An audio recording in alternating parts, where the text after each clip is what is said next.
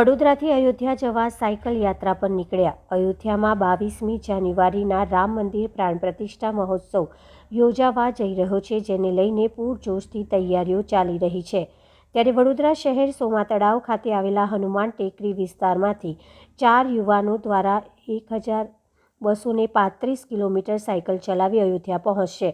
વડોદરા શહેરમાંથી 4 યુવાનો દ્વારા સાયકલ પર આયોજન જવા નીકળ્યા છે। ત્યારે તે પૂર્વે કેવડિયા હનુમાન મંદિરના પૂજારી દ્વારા સાયકલને કુમકુમ તિલક અને યુવાનોને પણ કુમકુમ તિલક કરવામાં આવ્યા હતા। સાથે વિસ્તારના સ્થાનિક લોકો દ્વારા જય શ્રી રામના નારા લગાવવામાં આવ્યા હતા। આ યુવાનો દ્વારા અયોધ્યામાં 22મી જાન્યુઆરીના રામ મંદિર પ્રાણ પ્રતિષ્ઠા મહોત્સવમાં ભાગ લેશે। અમે જઈ રહ્યા છીએ હનુમાન ટેકરી ડભોઈ રોડ વડોદરાથી અયોધ્યા સાયકલ યાત્રા પર જઈએ છીએ। કેટલા સભ્યો જાઓ છો અને શું વિચારધારણા છે? અમે 4 સભ્યો છે।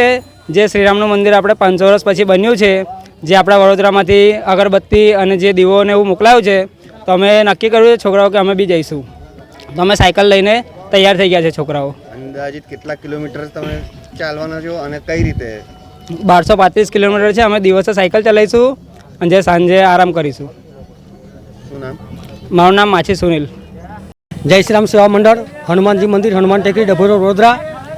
આજે પૂરું ભારત વર્ષ રામમય બની રહ્યું છે, ત્યારે હનુમાન ટેકરીથી અહીંના 9 યુવાનોને પણ અયોધ્યા સાયકલ યાત્રાનું આયોજન કરવામાં આવ્યું છે। કેટલા બાળકો જઈ રહ્યા છે અને શું તમે મેસેજ આપો?